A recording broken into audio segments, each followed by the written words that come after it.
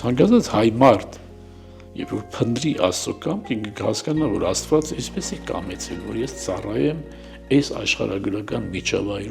աշխարհագրական միջավայրում երկնքի արքայությունը ստեղծելու եւ պահպանելու համար։ Այդ է իմ առաքելությունը։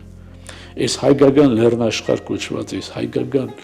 կենսատարած կոչվածը երկնքի արքայություն հաստատելու համար է իմ առաքելությունը։